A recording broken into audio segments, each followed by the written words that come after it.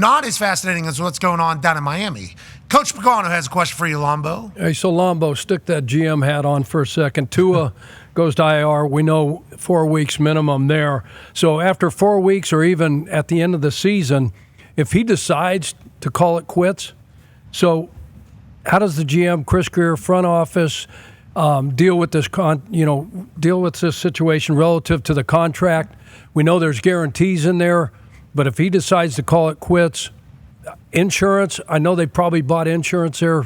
Lombo, can you kind of explain to us what avenue they're going to take here if that happens?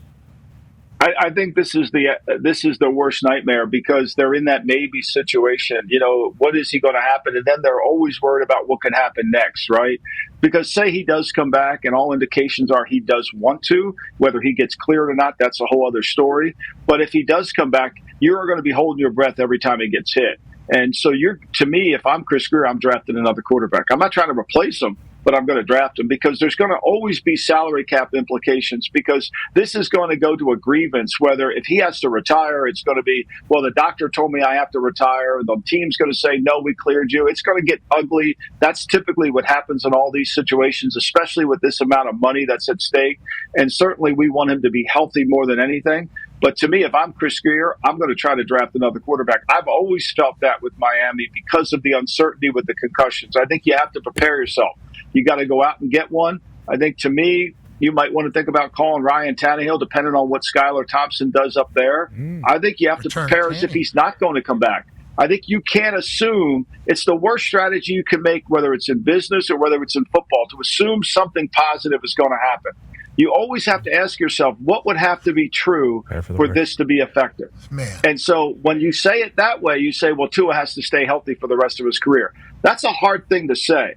So you better go draft yourself another quarterback because as much as you love Tua, as much as you want him to be great, you want him to be healthy, the Miami Dolphins have to play football on Sunday and they're expected to win. So I think to me, that's the only real answer. And I would try to find a quarterback that I felt could come in here because I've got a team that if just with the right guy that could make it go. I mean, this is a good team offensively. It's not as hard to throw the football to Tyreek Hill or to Jalen Waddle. I mean, you can do that. So I think to me, that's what I would do, Chuck. I've fallen victim to the assumption of optimism outcome plenty of times. Sure. Boy.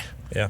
What could go wrong? It's a fun outcome. Let's keep it moving. It's a fun outcome. I don't want to think about the negative because if we think about the negative, then the universe will hear it, and then we're going to get that. Let's just think about the positive. Let's just think about the positive. Let's go do it. And then, ooh, bang, right into the negative one. It's like, we didn't want to think about it, but here we are. Now we got to be a little bit more prepared. And at this point of the season, if you lose Tua, the piece that kind of puts it all together, and to your point there about him not getting cleared, I didn't even think about that. I just assumed he would get cleared. And then there would be a discussion about whether or not he should play. I didn't even think about him not getting cleared, which I guess is certainly possible, especially with how many doctors he's probably going to go see, right. How many different people have to clear him, how many people don't have to clear him. There's been wrestlers, I think, that have had like neck injuries before, and it's been like, you can't wrestle again. Then they find like a new system, and there's a new doctor that's like, hey, we'll be able to do this. We'll get you back in there. And they come back like 10, 11 years later. With the brain, I don't know how, is it just like, cut and dry? Like, hey, this scan says you can't play? Or is it like doctors saying, I think you shouldn't? Because there's going to be a lot of, like, right? That's going to be doctors live in the gray. I don't even know. Well, they can't automatically assume positive outcome either. They're thinking about, is he going to get another? This is all good if he doesn't get another concussion. So then you got doctors going to what Lombo just said, thinking about, well, if he was to get another one here in another weeks. Is that how doctors operate with concussions? I don't think I know the behind the scenes of that entire thing. Well, they do all those scans, and you have a baseline. He has had a baseline scan, so what they're trying to do is see if he returns to the baseline scan that he had originally, so that he's got normal brain function in terms of the scan. Again, I'm not a doctor here, so I don't really know how this all works, but to me, then now you're into this crystal ball. Could it happen again? And nobody knows. Who could predict it? I mean, look, he had a chance to slide. He didn't. He went head first. He was being a competitor. It's just instinctive, right? We all say we should have slid, but you've been playing football since you've been in the eighth grade. I mean, just an instincts take over. I want to get this first down. I want to make a play, and unfortunately, it happened. So, I think to me that's part of one thing about being a general manager in the league. Your job is to worry. Your job is to worry. That's your main job, is to worry. You worry about what could go wrong. what could be the worst thing that could happen?